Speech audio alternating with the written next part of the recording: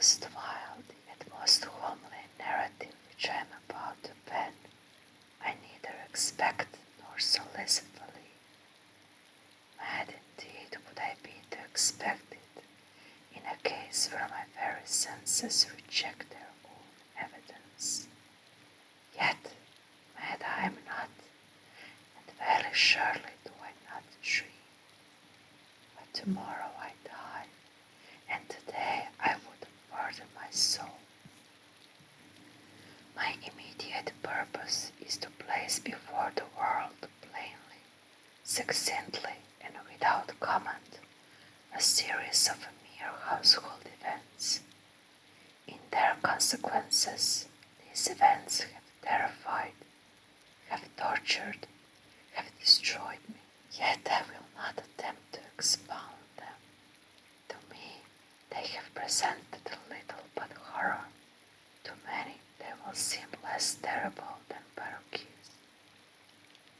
Hereafter, perhaps, some intellect may be found which will reduce my phantasm to the commonplace, some intellect more calm, more logical, and far less excitable than my own, which will perceive, in the circumstances I detail with awe, nothing more than an ordinary succession of very natural causes and effects. From my infancy I was noted for the docility and humanity of my disposition. My tenderness of heart was even so conspicuous as to make me the jest of my companions. I was especially fond of animals, and was indulged by my parents with a great variety of pets. With these I spent most of my time, and never was so happy as when feeding and caressing them. This peculiarity of character grew with my growth, and in my manhood I derived from it one of my principal sources of pleasure. To those who have cherished an affection for a faithful and sagacious dog, I need hardly to be at the trouble of explaining the nature or the intensity of the gratification thus derivable. There is something in the unselfish and self-sacrificing love of a brute which goes directly to the heart of him who has had frequent occasion to test the paltry friendship and gossamer fidelity of mere man. I married early, and was happy to find in my wife a disposition not uncongenial with my own. Observing my partiality for domestic pets, she lost no opportunity of procuring those of the most agreeable kind. We had birds, goldfish, a fine dog, rabbits, a small monkey, and a cat. This latter was a remarkably large and beautiful animal, entirely black and sagacious to astonishing degree. In speaking of his intelligence, my wife, who at heart was not a little tinctured with superstition, made frequent allusions to the ancient popular notion which regarded all black cats as witches in disguise. Not that she was ever serious upon this point, and I mentioned the matter at all for no better reason than that it happens just now to be remembered. Pluto, this was the cat's name, was my favorite pet and playmate. I alone fed him, and he attended me whenever I went about the house. It was even with difficulty that I could prevent him from following me through the streets. Our friendship lasted, in this manner, for several years, during which my general temperament and character, through the instrumentality of the feigned intemperance, had, I blush to confess it, experienced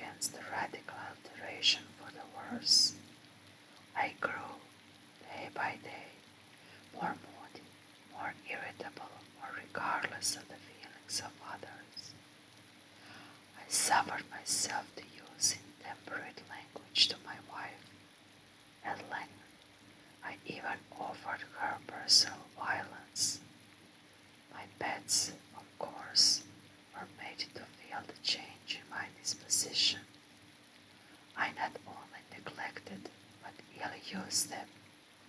For Pluto, however, I still retained sufficient regard to restrain me from maltreating him, as I made no scruple of maltreating the rabbits, the monkey, or even the dog, when by accident or through affection they came in my way.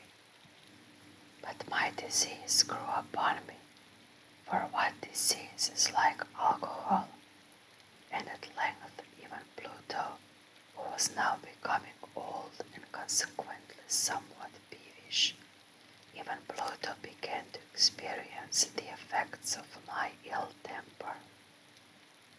One night, returning home, much intoxicated, from one of my haunts about town, I fancied that the cat avoided my presence.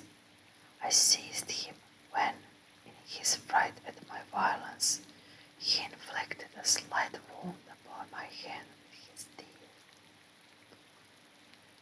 The fury of a demon instantly possessed me. I knew myself no longer.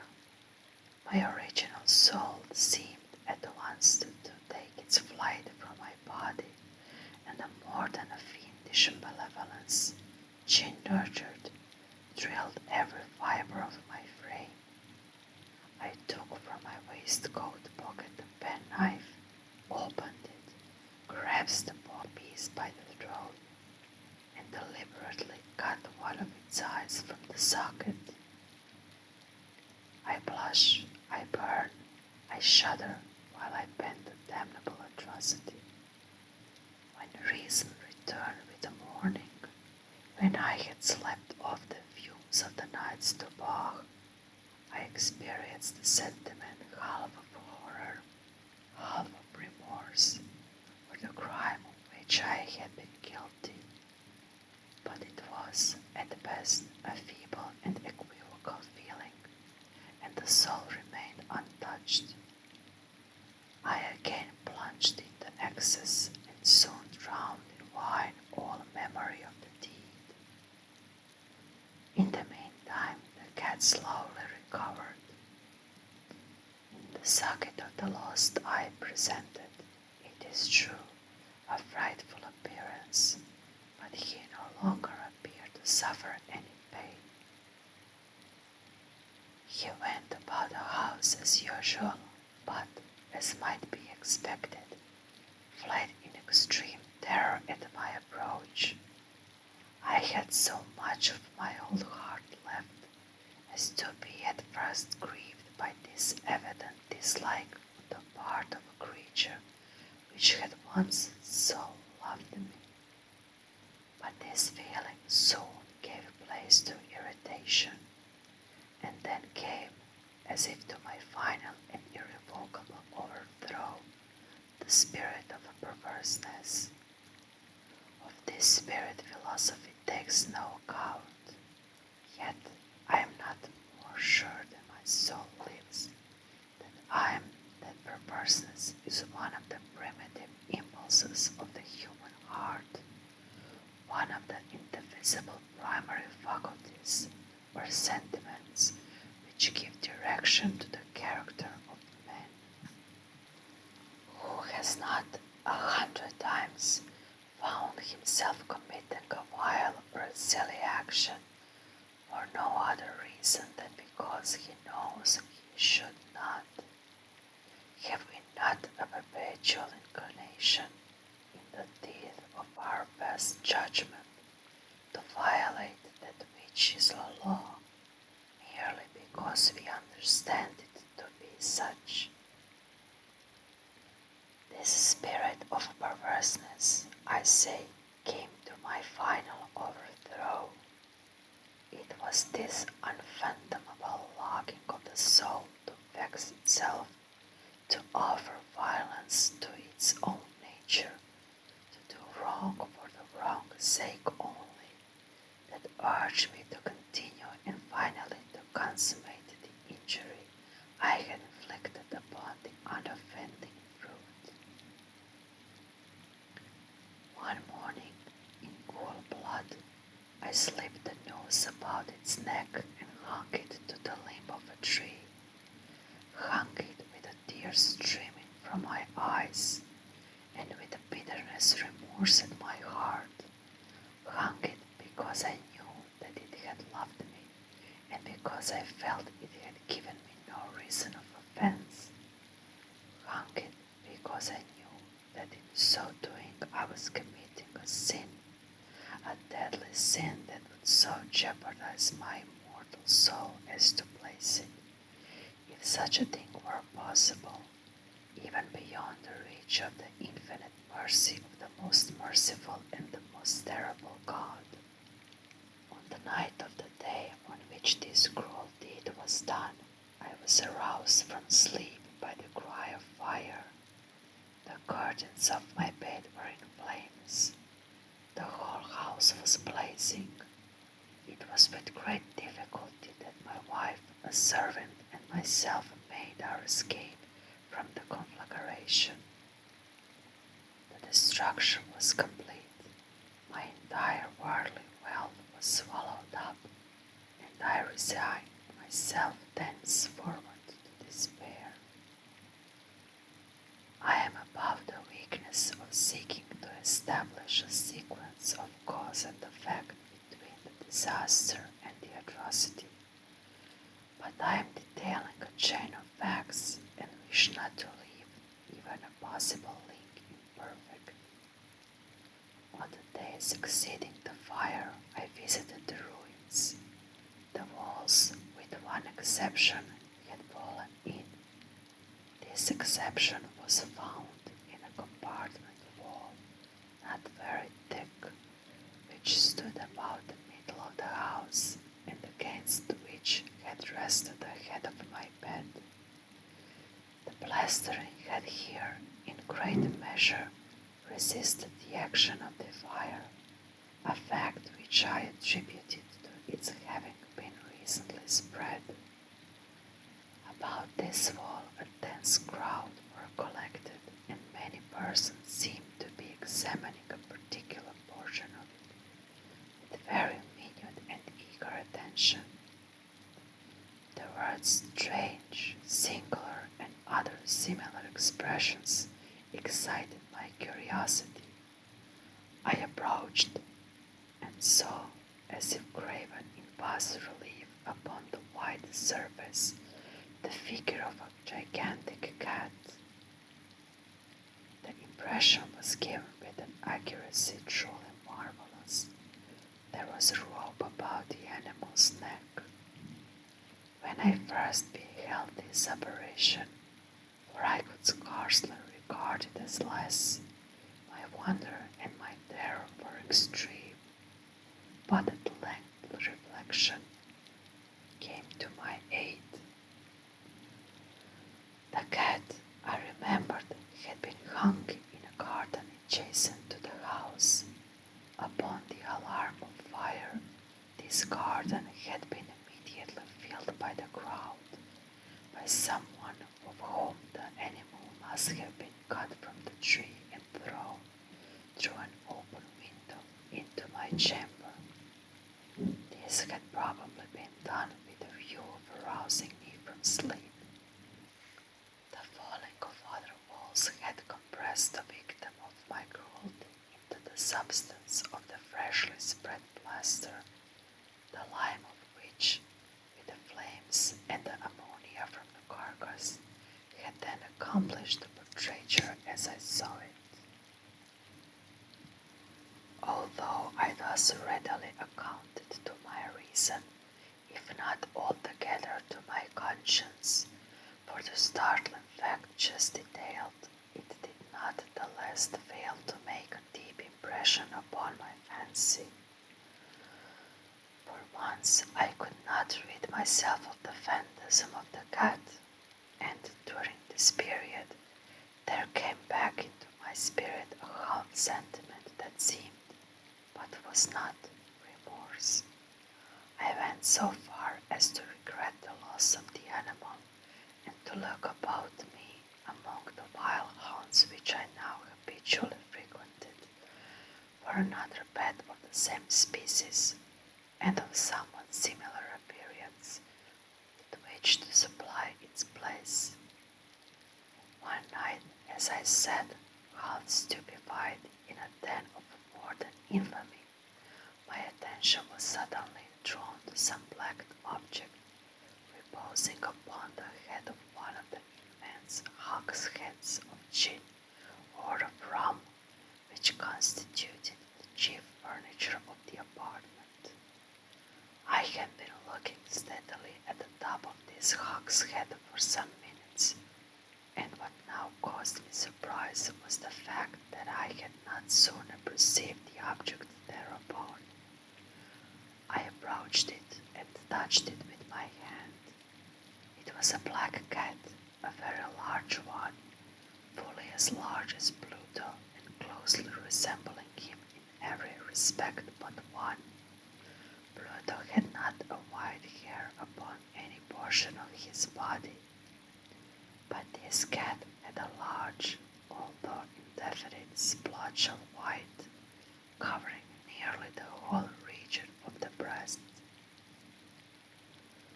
Upon my touching him, he immediately arose, purred loudly, rubbed against my hand, and appeared delighted with my notice. This, then, was the very creature of which I was in search. I at once offered to purchase it of the landlord, but this person made no claim to it, knew nothing of it, had never seen it before. I continued my caresses, and when I prepared to go home, the animal evinced a disposition to accompany me. I permitted it to do so, occasionally stooping and petting it as I proceeded. When it reached the house, it domesticated itself at once and became immediately a great favorite with my wife. For my own part, I soon found a dislike to it rising within me. This was just the reverse of what I had anticipated, but I know not how or why it was. Its evident fondness for myself rather disgusted and annoyed. By slow degrees, these feelings of disgust and annoyance rose into the bitterness of hatred. I avoided the creature, a certain sense of shame and the remembrance of my former deed of cruelty preventing me from physically abusing it. I did not, for some weeks, strike or otherwise violently ill-use it, but gradually, very gradually, I came to look upon it with unutterable loathing, and to flee silently from its odious presence, as from the breath of a pestilence. What added, no doubt, to my hatred of the beast was the discovery, on the morning after I brought it home, that like Pluto, it also had been deprived of one of its eyes. This circumstance, however, only endeared it to my wife, who, as I have already said, possessed in a high degree that humanity of feeling which had once been my distinguishing trait, and the source of many of my simplest and purest pleasures. With my aversion to this cat, however, its partiality for myself seemed to increase. It followed my footsteps with a pertinacity which it would be difficult to make the reader comprehend. Whenever I sat, it would crouch beneath my chair or spring upon my knees, covering me with its loathsome caresses. If I arose to walk, it would get between my feet and thus nearly throw me down, or fastening its long and sharp claws in my dress, clamber in this manner to my breast. At such times, although I longed to destroy it with a blow, I was yet withheld from so doing, partially by a memory of my former crime, but chiefly, let me confess it at once, by absolute dread of the beast. This dread was not exactly a dread of physical evil, and yet I should be at a loss how otherwise to define it. I am almost ashamed to own, yes, even in this felon's cell, I am almost ashamed to own that the terror and horror with which the animal inspired me had been heightened by one of the merest chimeras it would be possible to conceive. My wife had called my attention more than once to the character of the mark of white hair of which I have spoken, and which constituted the sole visible difference between the strange beast and the one I had destroyed. The reader will remember that this mark, although large, had been originally very indefinite, but by slow degrees nearly imperceptible, and which for a long time my reason struggled to reject as fanciful, it had at length assumed the rigorous distinctness of outline. It was now the representation of an object that I shuddered to name, and for this above all I loathed and dreaded, and would have rid myself of the monster had I dared. It was now, I said, the image of hideous, of a ghastly thing, of gallows. Oh, mournful and terrible engine of horror and of crime, of agony and of death. And now was I indeed wretched beyond the wretchedness of mere humanity, and the brute beast whose fellow I had contemptuously destroyed, a brute beast to work out for me a man, fashioned in the image of the high God, so much of insufferable woe. Alas, neither by day nor by night knew I the blessing of rest any more. During the former, the creature left me no moment alone, and in the latter I started hardly from dreams of unutterable fear to find the hot breath of the thing upon my face, and its vast fate an incarnate nightmare that I had no power to shake off, incumbent eternally upon my heart. Beneath the pressure of torments such as these, the feeble remnant of the good within me succumbed. Evil thoughts became my sole intimates, the darkest and most evil of thoughts. Moodiness of my usual temper increased to hatred of all things and of all mankind, while from the sudden, frequent, and ungovernable outbursts of a fury to which I now blindly abandoned myself, my uncomplaining wife, alas, was the most usual and most patient of sufferers. One day she accompanied me upon some household errand into the cellar of the old building which our poverty compelled us to inhabit. The cat followed me down the steep stairs, and nearly throwing me headlong, exasperated me to madness. Uplifting an axe and forgetting in my wrath the childish dread which had hitherto stayed my hand, I aimed a blow at the animal which, of course, would have proved instant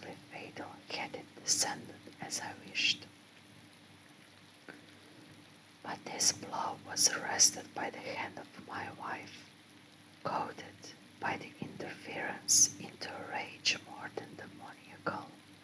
I withdrew my arm from her grasp and buried the axe in her brain. She fell dead upon the spot without a groan. This hideous murder accomplished, I set myself forthwith, and with entire deliberation, to the task of concealing the body. I knew that I could not remove it from the house, either by day or by night, without the risk of being observed by the neighbors. Many projects entered my mind. At one period, I thought of cutting the corpse into minute fragments and destroying them by fire. At another, I resolved to dig a grave for it in the floor of the cellar. Again, I deliberated about casting it in the well in the yard, about packing it in a box as if merchandise with the usual arrangements, and so getting a porter to take it from the house. Finally, I hit upon what I considered a far better expedient than either of these. I determined to wall it up in the cellar, as the monks of the Middle Ages are recorded to have walled up their victims. For a purpose such as this, the cellar was well adapted.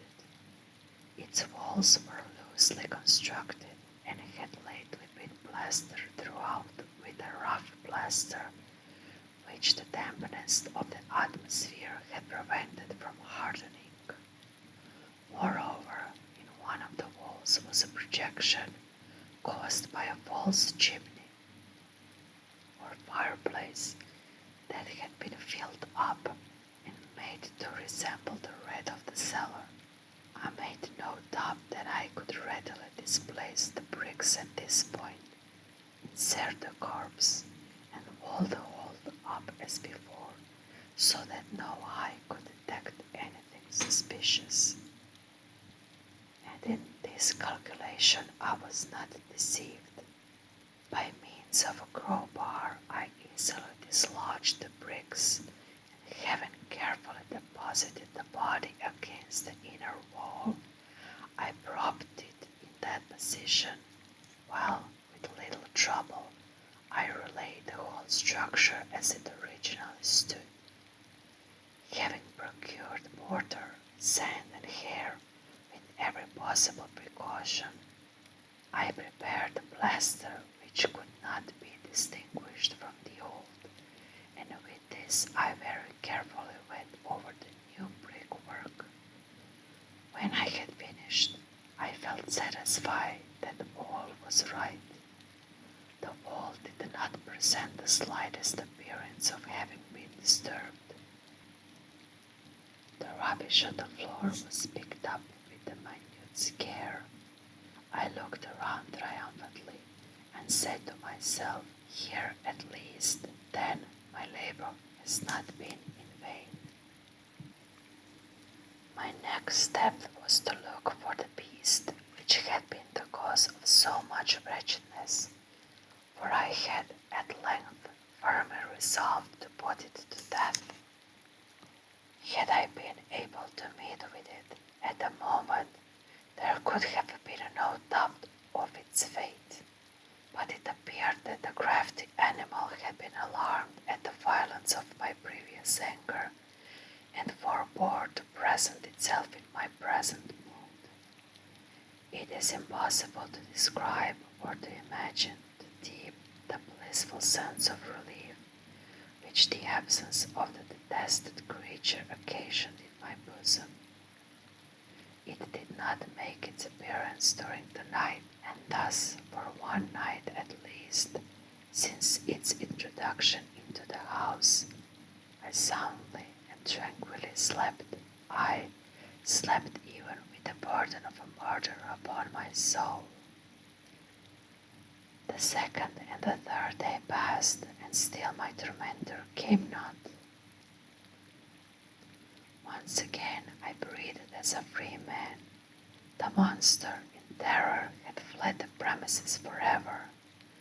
I should behold it no more. My happiness was supreme. The guilt of my dark deed disturbed me but little. Some few inquiries had been made, but these had been readily answered.